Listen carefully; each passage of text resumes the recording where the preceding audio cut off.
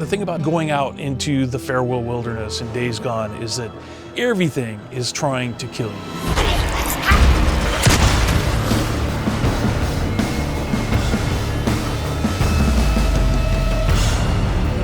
Days Gone is a world that comes for you.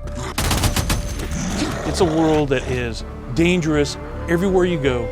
We set Days Gone in that world because we hadn't seen it a lot in video games, and it brought something to the experience that we really needed. The danger comes from not just the freakers, but it comes from marauders who want to snipe you off your bike. It comes from the weather that will make it impossible for you to stay on a muddy trail. The world changes after dark. More freakers come out. It's brutal and it's harsh. It can be rough sometimes. Freakers are human beings who were infected by a virus that killed the world. Freakers are alive and they are mutated. And one of the key storylines in Days Gone is they are continuing to mutate. They are changing even as you play the game. We have several types of freakers in the game. Each one of them has their own challenges. Swarmers, for example, are adult males and females, and they tend to roam in groups. They are very strong and very hard to kill. You know, and the Screamer, what she has is a sort of verbal attack. She will bring in swarms, and when you hear this scream that it makes, basically puts an effect on the world and makes it awfully hard to escape. We have the Breaker, which is like a big brute.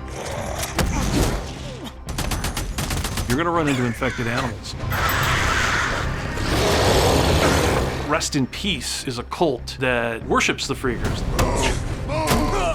The Rippers want to be like the Freakers. They dress like them, they scar themselves. Because the Rippers worship the Freakers, they won't attack them. When you're playing Days Gone, you just have to be aware of everything around you all the time. We really wanted to build a world that was dangerous. You know, you can explore, it's beautiful, but what if that world was always trying to kill you?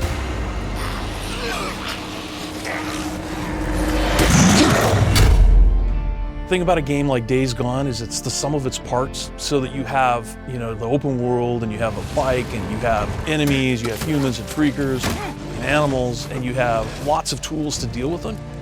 The high desert of Central Oregon is sort of built for the kinds of traversal that we really wanted to explore.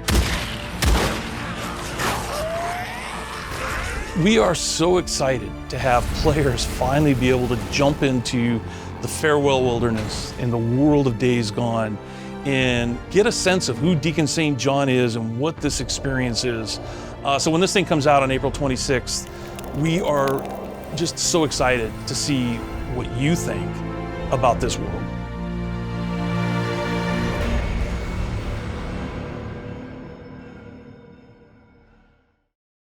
For the players.